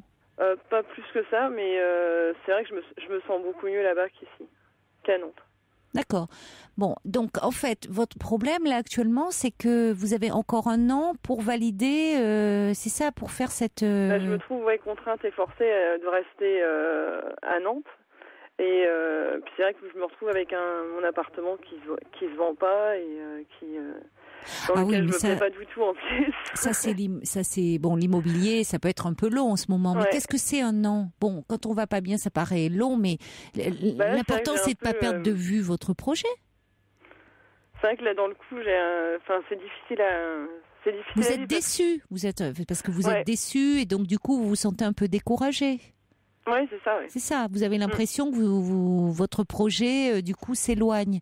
Mais dans les faits, ça peut prendre un petit peu plus de temps que prévu parce que ça se met en place. Et d'ailleurs, il faut peut-être le voir comme une chance, c'est-à-dire ça se prépare, même si bon. Quand on part à l'étranger, on prépare un peu. Alors je dis pas que là vous partez de Nantes à Lille, ça va. Vous n'aurez pas de problème de décalage horaire, de nouvelles langues à pratiquer, mais c'est quand même un changement. Et le changement, vous savez, parfois on l'attend, on l'espère, et je fais aucune référence politique là. Non, mais c'est vrai. Et parfois on peut être un peu déçu par rapport à ce que l'on avait imaginé. Oui. Bon, donc si vous voulez, plus on peut préparer les choses, les anticiper, c'est peut-être pas plus mal. Donc cette année que vous avez il faut peut-être la concevoir comme un temps de gestation, de préparation. Alors c'est vrai que j'essaye je veux passer un autre examen d'anglais. Mais c'est vrai que je me sens vraiment partagée psychologiquement. C'est très difficile parce que j'ai vraiment du mal. Ouais, je pense que c'est accepter la situation, quoi. Oui, accepter que ça n'aille pas aussi vite que vous le souhaitiez, vous vous sentez contrainte dans un endroit où vous n'avez plus envie d'être. Oui. Surtout, je me plais pas du tout dans mon appartement. Oui, mais alors votre appart, vous savez que vous allez le vendre, mais justement, ça vaut peut-être le coup de le réaménager quand même un petit peu, parce que vous le vendrez mieux aussi. Là, ça y est, je l'ai réaménagé il y a pas longtemps. Et vous vous sentez pas bien dedans? Je me sens, c'est l'environnement dans lequel je me sens pas bien. Au sein pas au sein du quartier, parce que le quartier est très agréable, c'est près d'une rivière et tout ça, mais c'est non, je me sens pas bien dans l'immeuble, quoi. Pourquoi?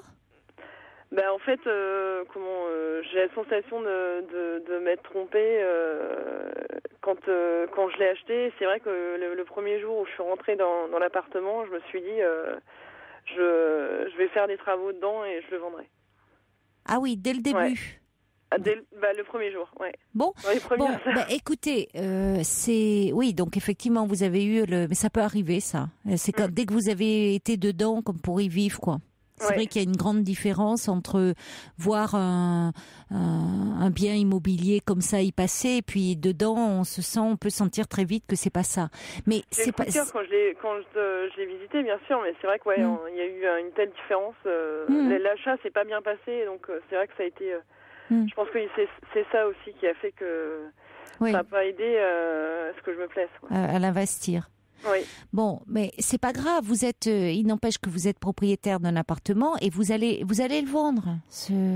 Et vous allez pas faire votre vie là-dedans. Vous allez le vendre et ça vous permettra d'investir ailleurs. Ou peut-être si vous craignez de vous lancer encore dans un plan un peu pas très bon, d'être locataire. Même vous pouvez redevenir locataire si vous le souhaitez. Pour l'instant, j'aimerais mieux revenir. Mais vous voyez que parfois il faut se méfier. C'est-à-dire que les coups de cœur, c'est à double tranchant. C'est-à-dire qu'après, soit ça se transforme vraiment, soit on se dit oh là là, oui, je me suis laissé un peu berner. C'était un peu une illusion.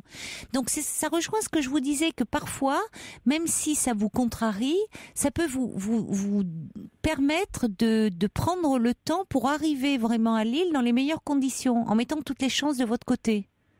En même temps, je compte de toute façon, même si psychologiquement j'ai du mal, j'essaye de me secouer pour continuer à avancer, même si c'est très difficile. J'essaye de faire ce que je peux pour que cette année soit la plus productive possible, quoi, de toute façon. Mais pourquoi? Alors, il y a une chose qui m'échappe, c'est pourquoi vous cherchez pas un travail? Pourquoi vous avez commencé à prospecter à Lille dans votre domaine? Vous voulez faire quoi? Je veux être assistante de direction. Voilà. Bon, on peut penser à un appel, s'il y a quelqu'un à Lille là, qui écoute à cette heure-ci qui a besoin d'une assistante de direction, vous appelez le 39 21 et on vous communiquera les coordonnées de Géraldine. Oui. Mais et alors vous avez pourquoi vous avez déjà prospecté, envoyé des demandes? Oui, j'ai déjà envoyé des demandes, ouais. Mais là, dans le coup, comme l'accompagnement a priori sera sur Nantes. Donc dans le coup, c'est l'accompagnement, c'est-à-dire en fait, quand on fait une validation des acquis, il y a tout un accompagnement pour préparer le jour de l'examen. Et ça dure à peu près.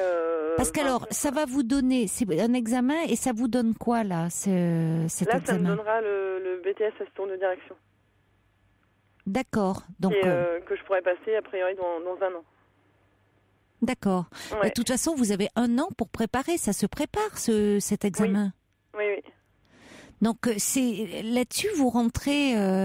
bon, j'entends bien que vous vous sentez pas bien chez vous. Ça, c'est pas agréable. Mais en même temps, votre objectif, c'est de préparer cet examen-là, aujourd'hui. Oui. Ouais. Parce que c'est cet examen qui, après, peut vous ouvrir des portes. Vous savez, vous avez posé des jalons, des pistes à Lille, déjà? Un peu, mais c'est vrai que j'ai pas eu de retour. C'est vrai que c'est pas évident. Actuellement, le marché de l'emploi. Non, bien sûr, mais si jamais, parce que vous pourriez pas avoir là tant que vous n'avez pas votre diplôme, ils vous prendraient pas. Vous pensez sur les. C'est plus compliqué, quand même. Ouais. Donc il vous faut ce diplôme. C'est un peu les conditions d'accès, quoi. C'est un peu une des conditions d'accès. Donc cette année, elle va être bien occupée. Oui. Vous travaillez comment? Vous travaillez chez vous ou comment vous allez le préparer? Oui, je travaille chez moi, oui. Ouais, c'est ce qui est un peu compliqué, parce que chez vous vous plaisez pas. Oui, c'est un peu le cercle vicieux. Mais il faudrait quand même arriver à ce que vous ayez au moins une pièce dans laquelle vous vous sentiez bien, la pièce où vous travaillez, où vous créez un petit environnement. On peut parfois, à moindre coût, à moindre frais, faire quelque chose en transformant un peu, sans faire rentrer Valérie Damido, qui va tout vous changer, mais vous donner un environnement un peu sympa. Ouais. Peut-être demander l'aide d'un ami qui est un peu dans... En plus, si vous voulez, ça serait pas mal de le transformer, qui vous plaise, qui ait un côté un peu chaleureux, parce que pour la vente, ça compte. Il me plaît à l'intérieur, mais c'est... c'est dans l'immeuble. Mais vous en fichez, ça, vous vivez pas dans l'immeuble. Qu'est-ce qui se passe? Vous avez des problèmes avec les voisins ou quoi? Oui. C'est avec les voisins que ça va pas? Le parquet qui grince, et dans le coup, d'entendre ça à longueur de temps, c'est insupportable. Tant que c'est pas le lit, ça va. Non. Mais bon, le parquet qui grince, il faut mettre de la musique. Mettez un peu de musique et vous entendrez plus le parquet grincer. Oui. Bon, vous savez, dans tous les lieux, il peut y avoir des problèmes, dès qu'on est dès qu'il y a de la cohabitation. Mais je pense que c'est vrai que le fait d'avoir un long historique par rapport à cet appartement, je pense que j'ai beaucoup moins de patience aussi. J'avoue que ça a pas contribué non plus à ce que... Oui, à ce que vous vous sentiez bien. Ouais. Mais cela dit, moi je connais, j'ai dans mon entourage comme ça un ami qui a fait vendre un appartement comme ça à une autre amie qui ne se plaisait pas du tout. Et pour la vente, il est dans l'immobilier, donc il lui a un peu réaménagé, enfin fait un côté un peu cosy. Du coup, elle s'y sentait mieux et elle a trouvé à le vendre. Alors que jusque-là, les gens qui venaient ne prenaient pas. Donc ça compte beaucoup d'avoir, si vous avez quelqu'un ou même demander peut-être aux agences dans lesquelles vous les avez mis, mais bon, c'est mieux quand c'est quelqu'un de proche dans l'entourage qui peut vous aider à... Longtemps, ils trouvent rien à redire. Mais Ouais, mais parfois il faut pas grand-chose pour changer un peu, pour que du coup... Bon, après il y a un coup de cœur aussi. Vous avez eu un coup de cœur pour cet appartement, il y en a d'autres qui auront eu un coup de cœur. Il faudra pas leur dire que les voisins, je sais pas, le parquet au-dessus, ça fait pas grince. très longtemps que je l'ai réaménagé pour faire davantage de place, donc c'est vrai qu'il n'y a pas eu beaucoup de visites depuis. Donc après, il y a le marché de l'immobilier qui est ce qu'il est, mais je me souviens d'une dame qui avait beaucoup de mal à vendre sa maison en Bretagne. Elle disait qu'elle allait pas s'en sortir, et puis elle a rappelé il y a quelque temps pour dire qu'elle avait vendu sa maison alors qu'elle se désespérait complètement et qu'elle allait pas y arriver. Vous savez, après c'est un facteur chance, des gens qui vont visiter, un coup de cœur, et voilà, c'est... Donc il faut, pour le moment, de toute façon, vous n'allez pas, quand bien même vous vendriez l'appart, et ça peut se faire, vous savez pas, ça se trouve ça va se faire plus vite que vous ne le pensez. Peut-être, ouais. Vous pouvez pas partir à Lille comme ça, si j'ai bien compris, votre validation des acquis, ça doit se faire à Nantes, c'est ça ? Oui. Donc de toute façon, quand bien même vous vendriez l'appart, ça serait déjà un problème de régler, mais vous pourriez pas partir tout de suite à Lille. Oui. Puis c'est pareil à Lille, si vous débarquez, bon, évidemment, les auditeurs rigolent, hein. Sergio, il y a David qui dit c'est Géraldine dans Bienvenue chez les Ch'tis. Voilà, bon, il y a David qui vous accueille déjà les bras ouverts, il est dans la région, mais il faut déjà que vous prépariez votre départ. Donc cette année, elle peut être, vous savez, vous n'allez pas l'avoir passée. Ça fait 9 mois que je l'ai mis en vente, donc c'est pour ça que Ouais. Pour moi, si vous voulez, je pensais que... Enfin, j'ai passé la première fois la VAE il y a 3 semaines, et je pensais que ça allait être bon. Donc c'est vrai que le fait d'avoir un tel revirement, c'est vrai que c'est pas évident. Vous pensiez l'avoir la première fois ? Disons que oui, parce que mon accompagnatrice était assez confiante, donc... on avait bien préparé, je pensais pas que... Oui, mais parfois tout n'arrive pas comme ça, vous savez, comme on l'avait pensé, et puis du coup, on le savoure d'autant plus quand on l'obtient. C'est reporté, mais c'est pas annulé.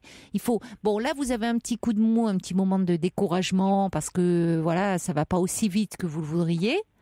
Mais c'est peut-être un mal pour un bien, parce que ça va vous permettre de mieux préparer ce projet, alors que vous pouvez aussi arriver à Lille pleine d'espoir en disant c'est génial, puis finalement, si vous trouviez pas de boulot, vous galéreriez aussi.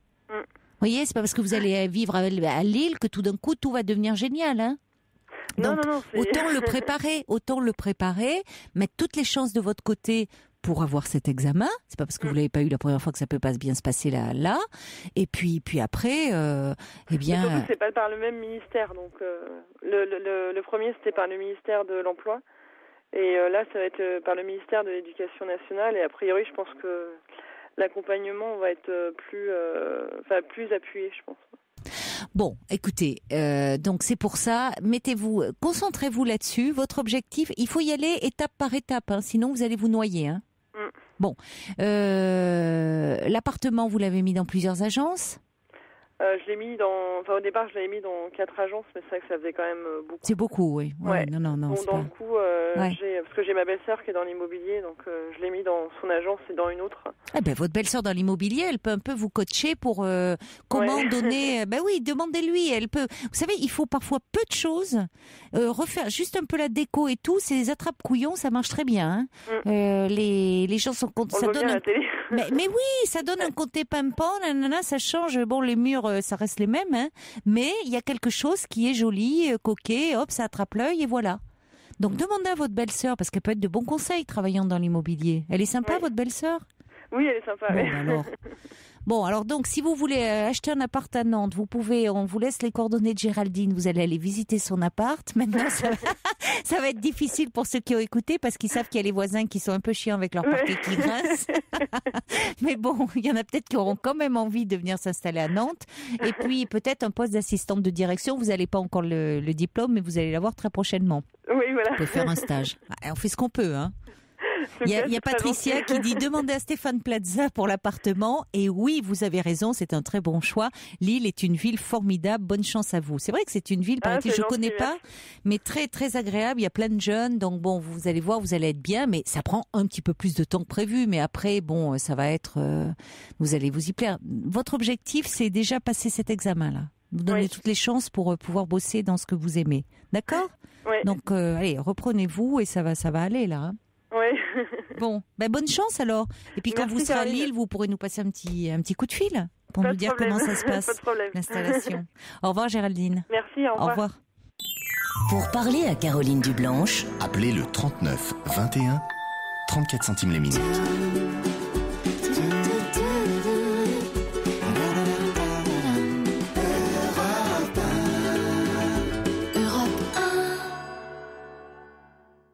Bonsoir Jenny. Bonsoir Caroline. Bonsoir. Je vous téléphone, j'ai un gros problème avec mon ami. Je ne sais pas quoi faire. Je vois que mon amour descend. Ça fait 3 ans qu'on est ensemble. Ça commence à descendre, à chuter. Donc, il joue aux courses. Ouais. Je ne supporte plus cette situation. Pourquoi ? Parce qu'il est très joueur, il dépense beaucoup d'argent. Il dépense beaucoup. Je l'ai aidé à lui trouver une petite maison qui n'était pas chère, donc il a eu le crédit, enfin son emprunt a été accepté, tout. Il a un beau petit pavillon, il a eu 100% son crédit accepté, donc et bon, il a déménagé il y a à peu près 2 ans, il était dans une autre région, donc maintenant on a 3 heures de route quand on veut se voir, on reste une semaine, 15 jours ensemble. Bon, lui il vient me voir, il a que 3 jours, hein, donc il vient me voir de temps en temps quand je peux pas venir. Et là, je me suis aperçue que je ne suis pas venue dernièrement pendant 15 jours. Il est venu me rejoindre quand même. Et il s'est mis à rejouer. Il a des moments où il joue plus que d'autres. Hein, donc il a du mal à s'arrêter. Alors, au mois d'octobre, j'ai vu aussi que ça n'allait pas très bien. J'ai regardé son relevé de compte parce que de temps en temps, je fouille. Je me dis, mais c'est qui ce gars-là ? À la fin, je ne sais plus comment faire. Et Mais vous avez des comptes séparés ? Oui, séparés, oui. Bon, oui. C'est pas plus mal. Heureusement, oui. Et donc, ça fait 3 ans qu'on se connaît, on n'est pas mariés. Hein. Comment dire ? Et puis là, il m'avait donné sa carte bleue. Il m'a dit, d'accord, je vais faire attention parce qu'il voyait que je partais. Il a tellement peur que je le quitte, c'est tellement fort entre nous que bon, je pense qu'il m'aime beaucoup plus que je l'aime en plus. Bon, si je l'aime, mais bon, lui, il est encore plus attaché. Et il voyait que je partais, il m'a dit, mais pars pas, je t'aime. Et puis là, en ce moment, je me suis aperçue qu'au mois de janvier, là, je viens de voir son relevé de compte quand je suis revenue, là, je viens de m'apercevoir que il a recommencé, mais de plus belle, hein.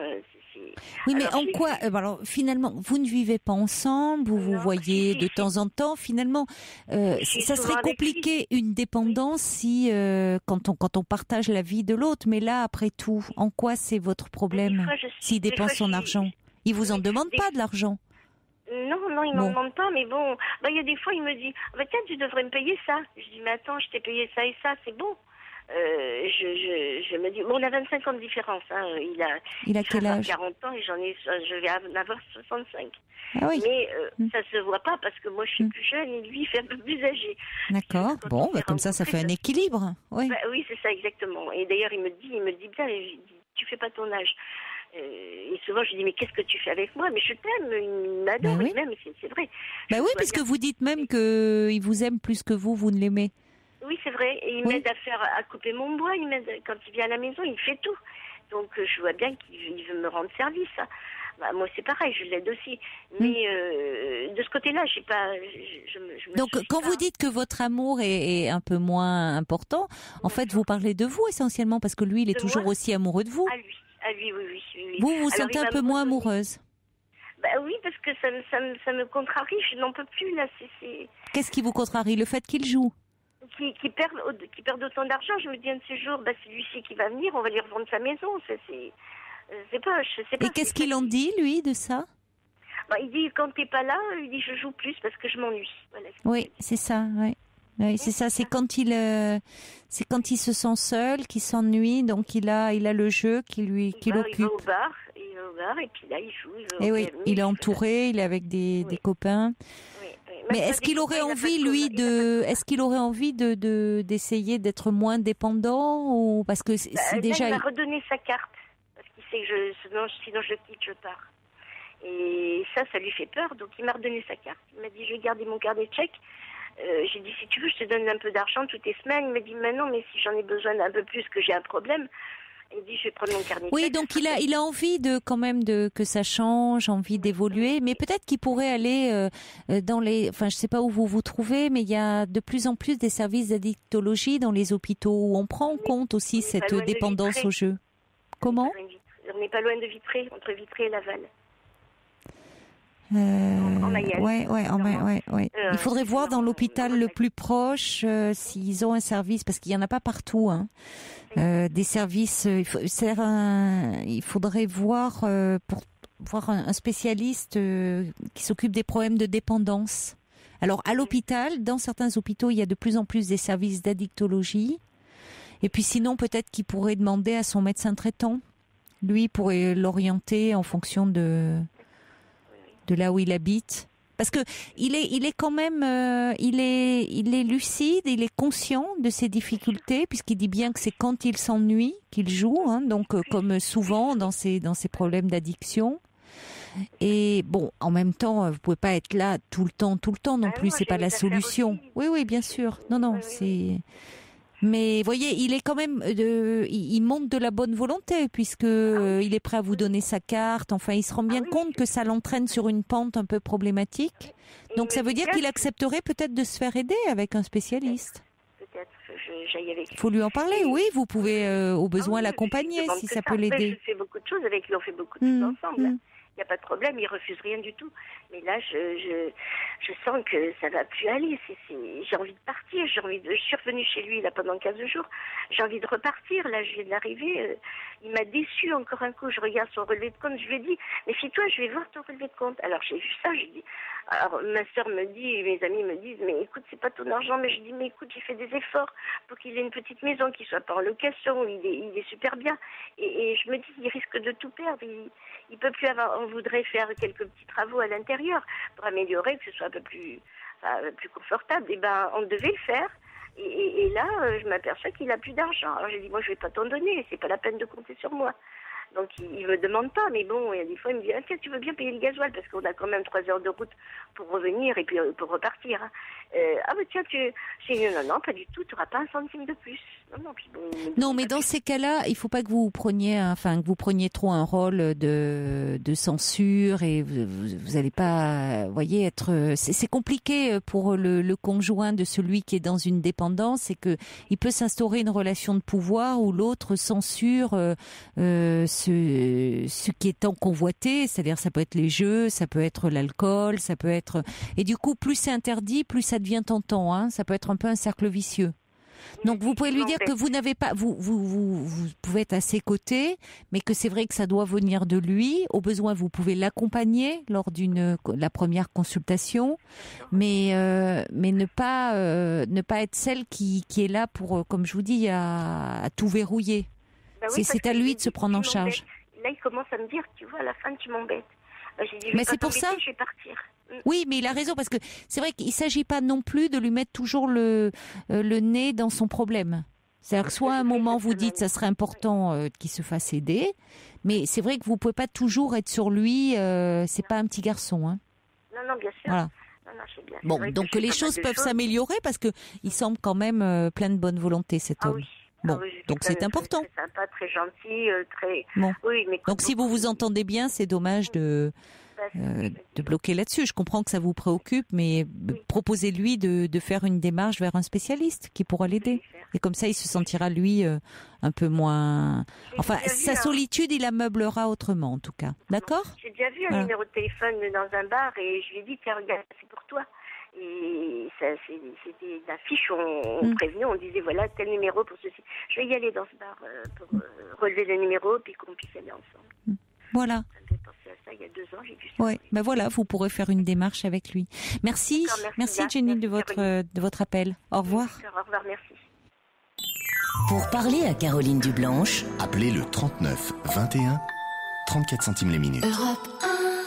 Un petit message pour Géraldine qui se plaignait du bruit dans son appartement. Quelqu'un dit, j'ai connu un peu les mêmes difficultés à travailler dans un appartement bruyant. Il faut mettre des boules caisses et puis surtout essayer de sortir un peu tous les jours de chez soi. Et puis un autre message, c'était par rapport à Jacques qui nous parlait de sa thérapie. Quelqu'un qui dit, et c'est très juste, une thérapie c'est d'abord une rencontre entre deux êtres humains et dans laquelle le patient est suffisamment en sécurité pour se confier.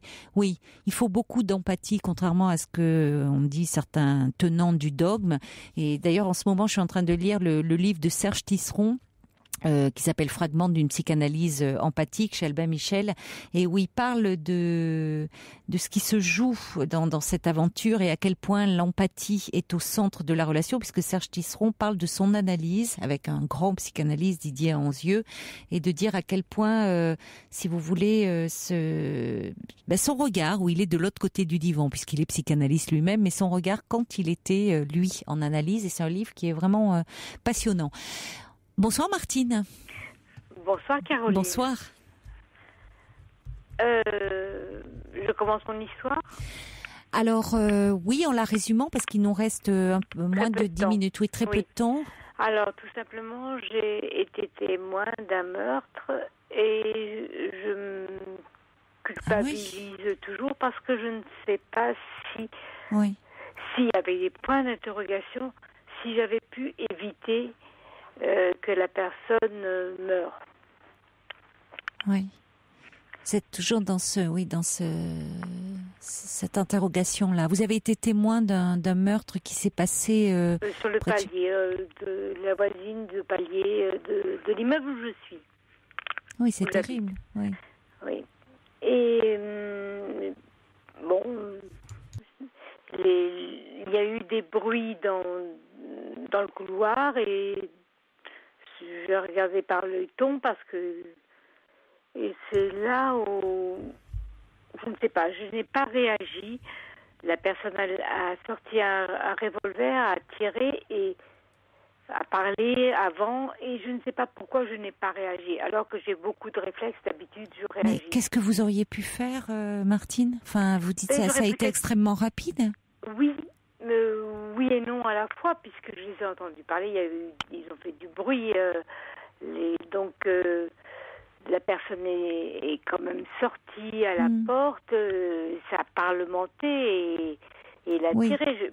Oui, avant de tirer, il y a eu une altercation entre eux, enfin le ton monté. Voilà. Alors je me donne moi. Oui, mais qu'est-ce que vous auriez, vous, dans votre tête, quand vous repassez comme ça ce scénario tragique, qu'est-ce que vous voyez faire ? Je me vois ne rien faire, alors que j'aurais Non, peut-être... j'ai bien compris que vous êtes écrasé de culpabilité et je crois que c'est tellement terrible cette situation d'impuissance, comme vous dites, d'être témoin d'un meurtre comme ça et d'être dans l'impuissance. Mais qu'est-ce que vous imagineriez avoir pu faire si... J'aurais pu peut-être crier. Et vous pensez que ça aurait empêché cette personne de tirer ?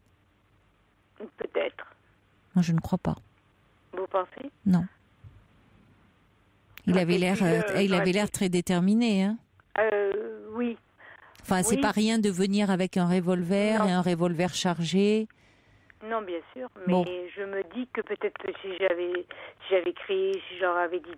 Oui, mais vous vous rendez compte qu'ils viennent quand même dans un immeuble et cette personne savait que forcément il y avait des gens dans cet immeuble et qu'une détonation, ça s'entend. Il était, je crois, au-delà de tout ça, cet homme-là. Il était froidement déterminé.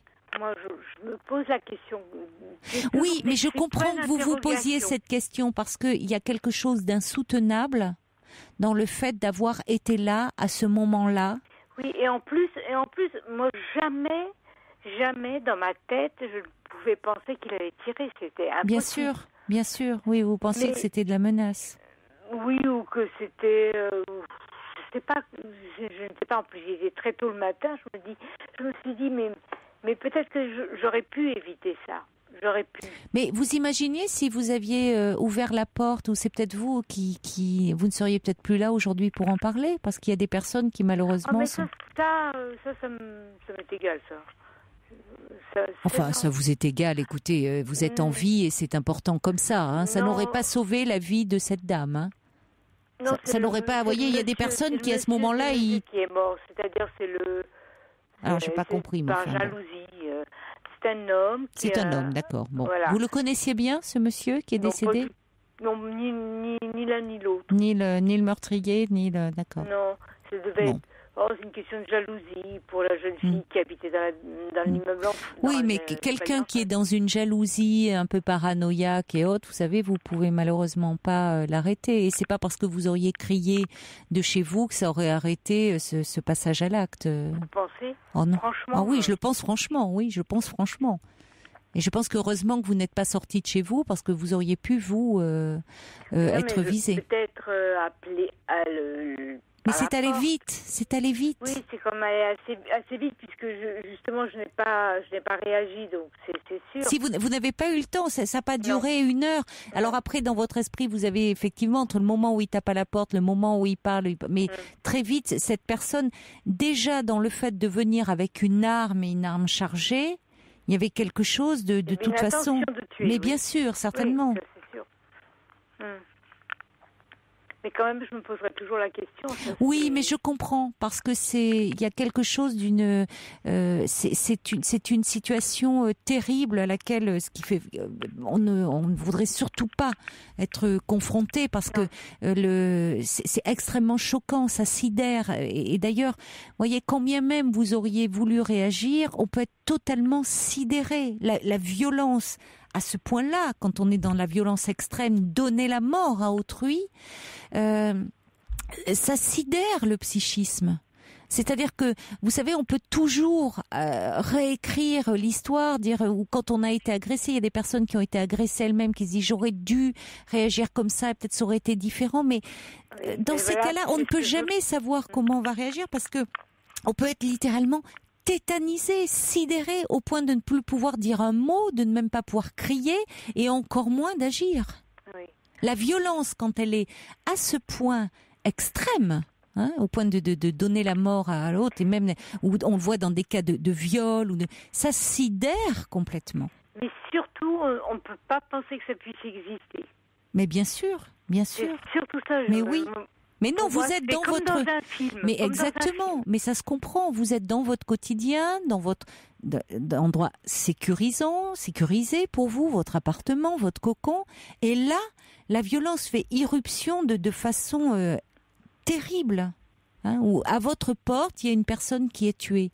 Oui, on ne peut pas imaginer ça, et heureusement. Non. Donc, que vous n'ayez... Enfin, je crois qu'à ces places, on ne peut pas réagir. Et combien même, de toute façon, vous auriez réagi, ça n'aurait pas pu empêcher. C'est pas comme entendre des gens se disputer depuis un moment et dire « je vais appeler la police ». Vous voyez, là, tout est allé très vite. Oui, très vite. Comme dit Zach, de toute façon, des disputes comme ça, sur le palier des gens qui se disputent, il y en a des centaines chaque mois. Et heureusement qu'ils ne se terminent pas de façon tout aussi tragique, parce que les gens ne viennent pas avec une arme à feu, ou avec un couteau, ou avec... Bon, là, la personne, elle était déjà venue avec son arme. Donc de toute façon, malheureusement, vous ne pouviez pas arrêter ce geste fatal. Donc je n'ai pas à me sentir coupable de me... Alors évidemment, c'est pas parce que je vais vous dire que vous n'avez pas à vous sentir coupable que ça va vous enlever votre culpabilité, j'aimerais bien, mais je comprends aussi cette culpabilité parce que c'est tellement dans l'impuissance et face à ça, on aurait aimé pouvoir agir, mais vous ne pouviez pas et je crois que de toute façon, ça n'aurait rien changé. Mais peut-être aller en parler si ça vous torture autant. Vous voyez, c'est important de parler de l'événement en lui-même. Bon courage, Martine. Merci beaucoup. Au revoir. Au revoir, Caroline. Très belle nuit à vous. Il est maintenant 1h sur Europe 1. C'est l'heure des informations présentées par Laurence Gontier.